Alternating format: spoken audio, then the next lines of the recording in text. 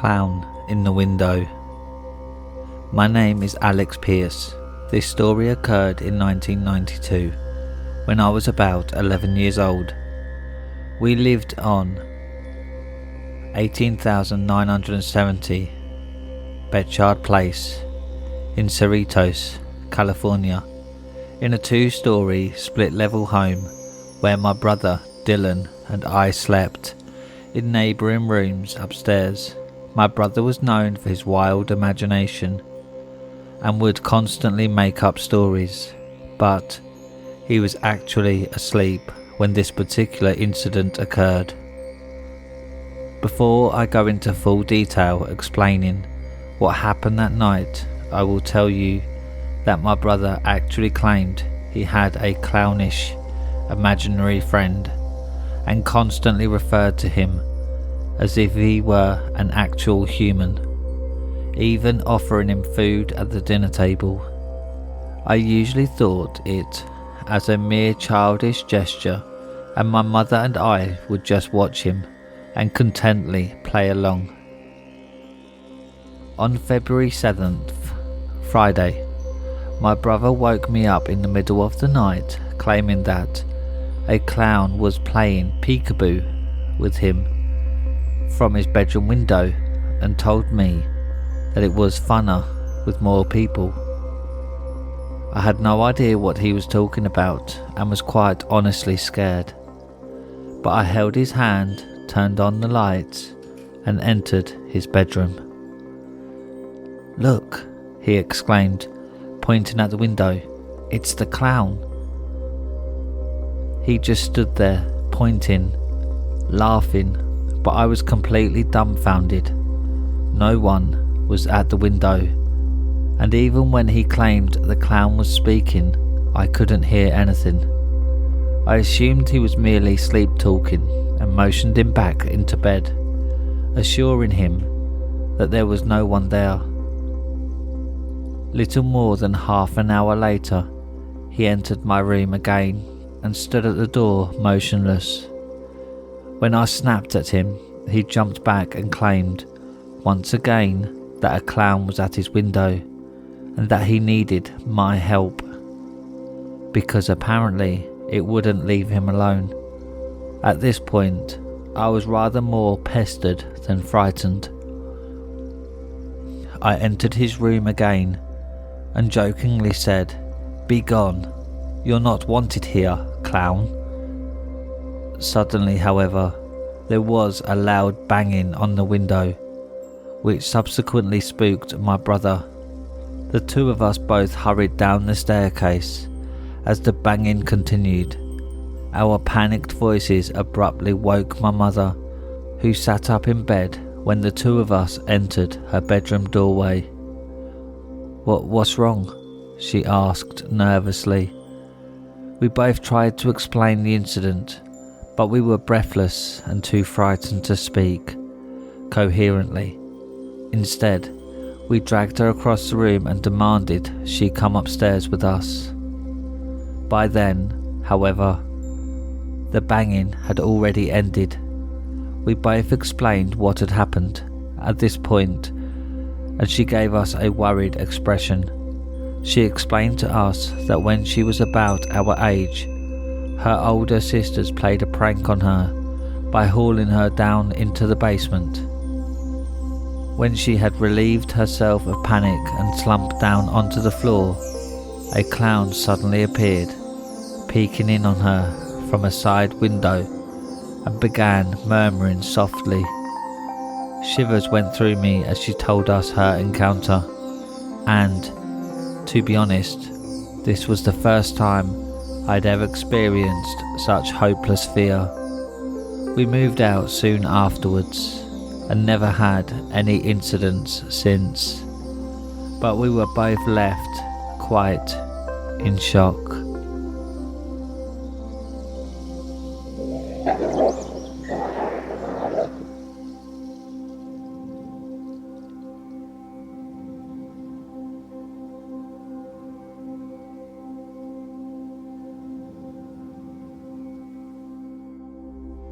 The haunted attic. I live my life in a dark mansion. This is my barrier from the horrors dwelling in the rest of the world. For I live in a dark neighborhood that always remains at the lightest in twilight. In the dead of night, I swear I can hear the man-eating crows calling to catch their next man. Yes, those exist. If I'm unlucky, I might even hear the giant ravenous ravens squawking outside, trying to peck through my door. Then I know I'm in deep trouble, for this house has been in the family for 30 generations, and my great-great-great-great-great-great-great-great-grandfather was eaten by one of them, for he refused to give some of his crops to the poor when people used to still come by here. You see, it's karma that started this whole mess in this area. But once my great-grandfather got eaten, everyone started making rumours that the area was haunted. Of course, they didn't know about the ravens.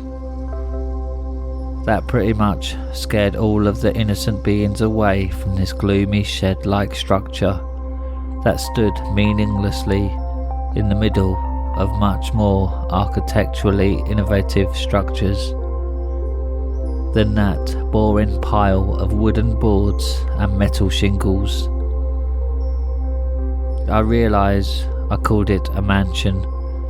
However, that's only a wish of mine.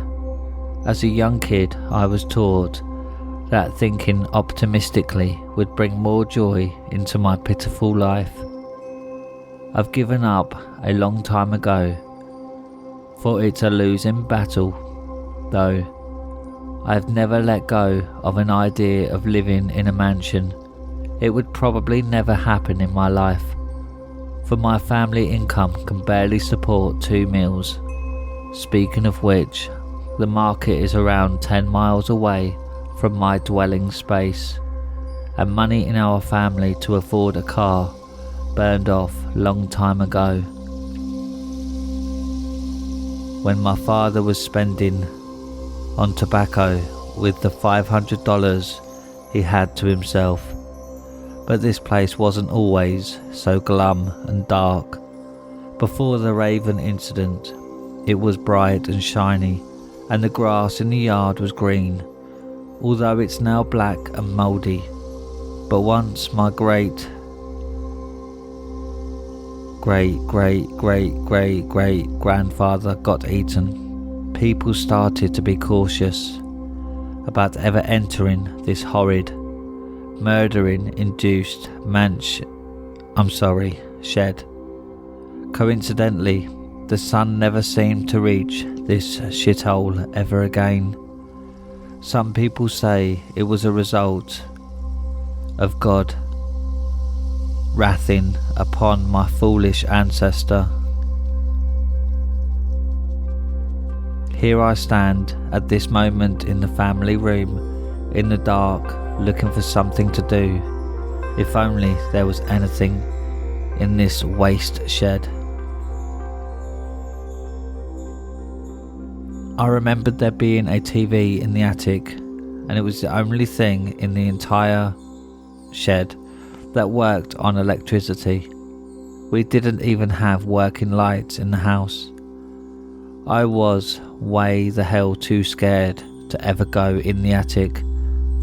However, I heard footsteps from behind me.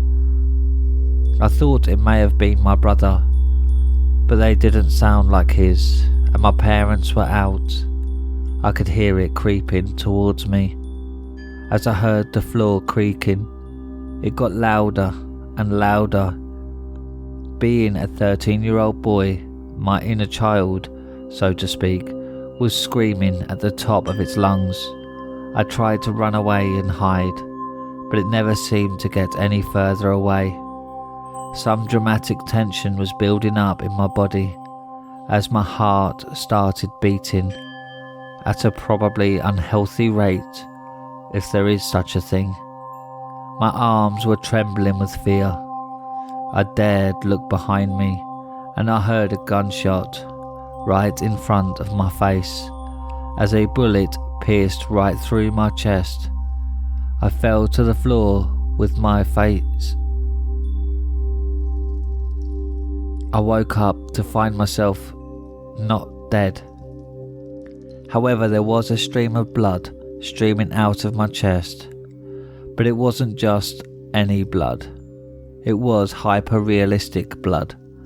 I could feel my senses fading from me as I started to feel weak again, except only gradually this time. I pressed my shirt against my chest, and it completely turned red. I tried with all of my strength to get to the attic. I heard ominous footsteps again, and that was my cue to run the hell away. I slowly ascended up the spiral staircase before me. The creaks on the steps were loud, and I could tell that whatever it was could hear me. I got off the steps as fast as I could. At the top, I felt very weak. I felt like I could pass out at any moment. Just then, my body started to... I woke up looking at the banished... Wait, this isn't the den. This is the attic. And my wound is healed. I wonder how that... Actually, it's not healed. It's just dry. I took a closer look at my chest and I saw a bunch of mosquitoes sucking my hyper-realistic blood. I shrieked, for I hated bugs, and I tried to slap them away, but it seemed to only make them madder. Within 10 minutes I had a giant mosquito bites all over my body. I felt very weak, for my body must have been on low blood supply. I saw the haunted TV in front of me that lived in the dark room. Many rumours were passed down through the family about this TV being cursed. As a result, I never turned it on or even went in there. It was just too risky. I thought I heard another creaking sound, and I was scared out of my mind. I thought I could get the scariness out of my mind by watching some TV, but there were only creepy and horror shows on, with almost no dialogue and absolutely no score. Most of it was just shots of a creepy dark yard, quite like mine, or a dark mansion, for real. But then I see a scene with a scared little boy, probably about 8 or 10 years old. He's just walking in the dark, creepy yard, minding his own business. He explores the garden of dark plants, probably looking for something. He just keeps pacing, shaking like a massage machine. He moves deeper into the yard of creepiness when he finds a dead cat lying on the ground. He examined the cat to see if it... A very loud screeching sound came from behind him. The boy looked behind him to see a skeleton with a knife charging right towards him. He tried to run away, but it was too late. The monster had pinned him to the ground and stabbed him 25 times with its deadly sharp knife. But the boy didn't bleed normal blood. He bleeds hyper-realistic blood. He also made a scream. But it was more than a horror movie scream. It sounded like there was someone actually dying close by. The TV shut off on its own, and the room was completely pitch black. I could not see a thing. All I could hear was more creaks from downstairs and rattling bones. I hid behind a bookshelf, but it was too late. The creature had entered the room, and from what I could gather, it was indeed a skeleton. I felt like it could see me, even though I couldn't see it. I was curled up in a ball, half insane from the fear of getting caught.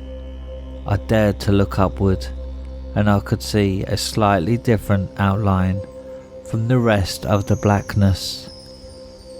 It kind of looked like some sort. It picks me up and stabs me with a knife. I don't know for sure what is going on. From what I can gather, it's probably a stream of realistic blood streaming out of my balls.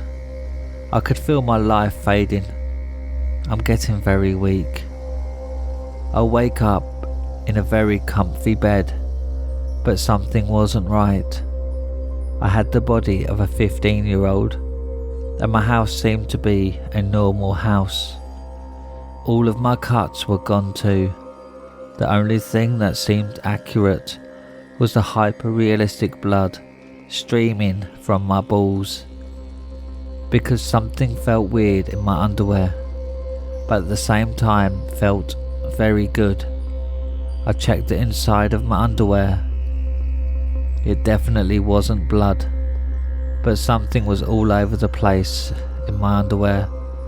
It was disgusting, but I went back to sleep not caring, because the sensation felt very good.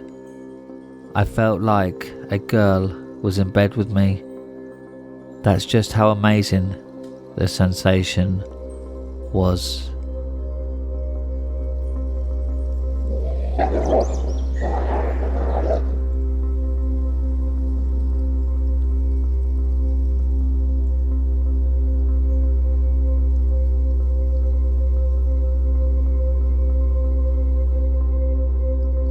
It's only a nightmare. Only darkness was the vision that I could perceive inside my mind. All that I could witness was a brilliance of darkness. I was lost inside an enigma, but I slowly found an exit through the obscurity. I opened my eyes. I was laying on a bed. I did not know the reason for which I was laying down. I had a disgusted sensation lingering inside my mind that slowly trickled down into my eyes and made them sting and feel very heavy. It travelled through my mouth, which made my saliva feel thick, went all over my fingers and then my stomach, which twisted my insides, and arose the sensation of vomit, and it kept travelling and enduring inside my body, my mind and my senses. I was perplexed to realise that I had escaped an enigma of darkness and entered a room that was utterly as dark, and that disgusted sensation still remained. I stood up on a bed that was irregular, slimy, but the sensation that concerned me was not the sliminess. It was an extremely strong thirst, a thirst that I have never felt before. My face felt extremely wet, therefore I touched it to wipe away the liquid. At first the liquid felt like sweat, but as I looked at my hands, the liquid had a dark red tint and was smeared all over my fingers and palms. This was not frightening, and I did not feel worried about anything whatsoever. My eyes then fixated on the room's atmosphere. As I investigated, I realised that the bed was covered in the same red liquid, and my body had stains from it. I looked around the room and saw that it was completely empty, except for the bed, 2 windows and a door that was closed. I stared at the windows, but the glass was covered in a dark, slimy substance. I then gazed at the floor and saw it covered in the same red liquid. deep red, dark red, murky red. There were piles of knives scattered throughout the floor, so many that it was difficult to see any detail of genuine floor.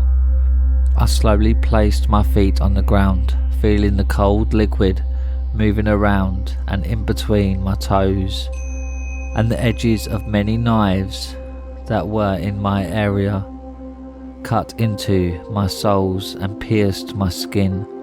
I looked at all the knives near me and picked up the cleanest one.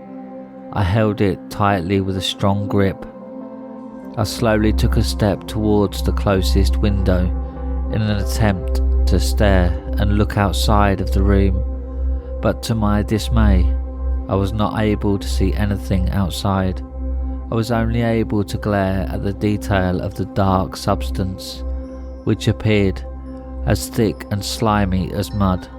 I then realised that there were many teeth, nails, pieces of skin and hair stuck inside and on top of the thick substance, and were tainted as dark as it. I did not feel frightened or petrified. I did not feel anything whatsoever. I did not feel anything. I then turned and slowly walked towards the door, stepping on the many knives which kept piercing my skin, and I could hear the sound of the red liquid move from the force of my steps. As I walked, my eyes were completely mesmerized on the door and stared at nothing else. The door had stains from the same dark substance that was on the window, as well as on the doorknob. Gripping the knife in my hand tightly, I reached for the doorknob and opened it. The door, very slowly, hearing it screech, which echoed throughout the room. I glanced at the door.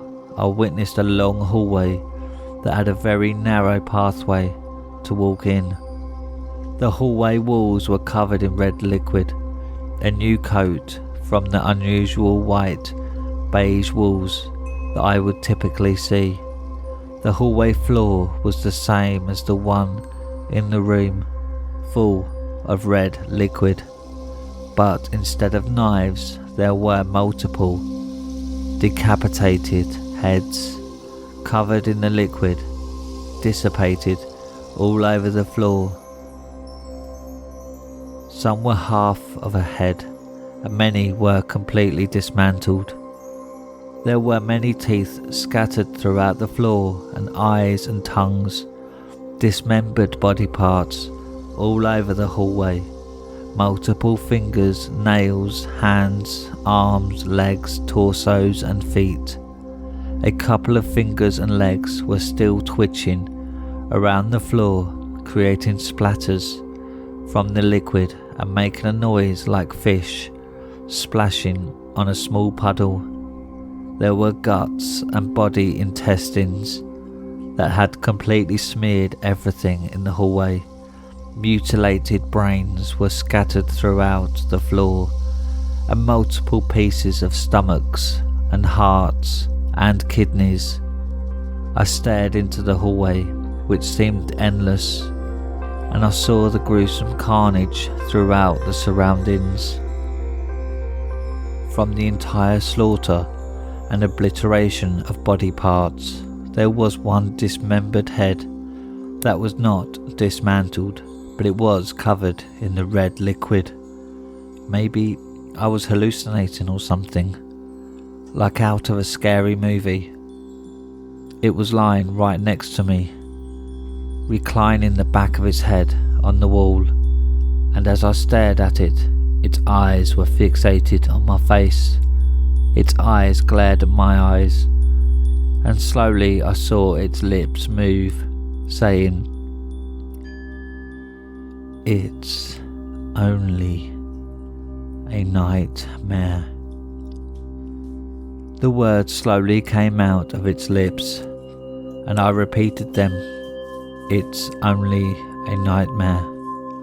The head's mouth then slowly turned into a big smile, that appeared to get larger every second. I stared at it. I got on my knees and picked it up. The red liquid was gushing out of its neck and dripped all over my legs, which created an echo of drops that emulated throughout the hallway. I looked at its eye and stabbed it with the knife I was carrying. I stabbed it deep and gouged the eyes out of its socket. The head did not make any movement against my attack, and it did not appear startled. It only smiled and said, "It's only a nightmare." I looked at the eye, which was dripping a flood of red liquid, and it gazed at me.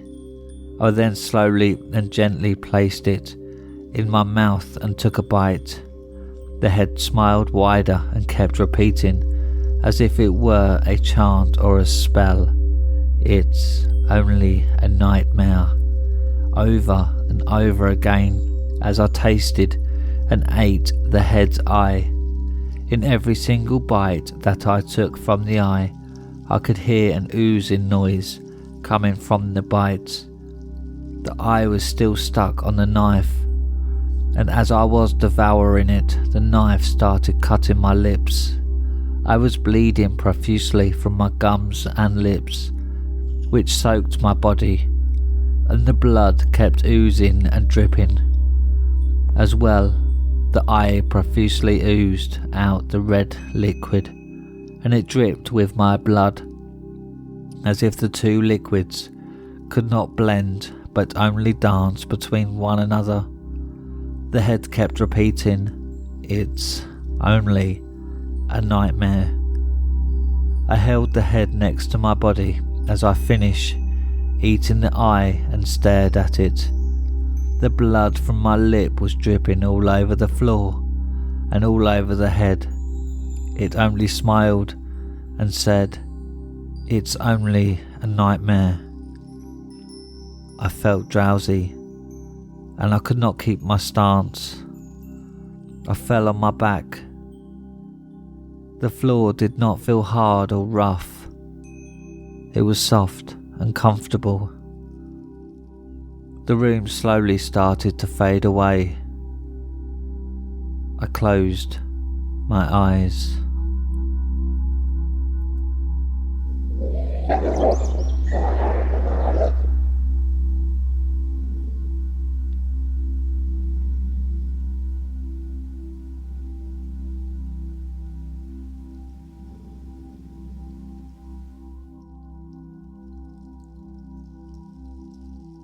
And that's it for tonight, my little hellhounds. Thanks for listening. If you have any scary stories that you would like narrated on the channel, then submit them to Reddit r/homeofscares and follow me on Twitter at homeofscares. Don't forget to subscribe and click the like button, as this really does help the channel. And click the bell icon so you get notified every time I upload. Now, good night, my little hellhounds.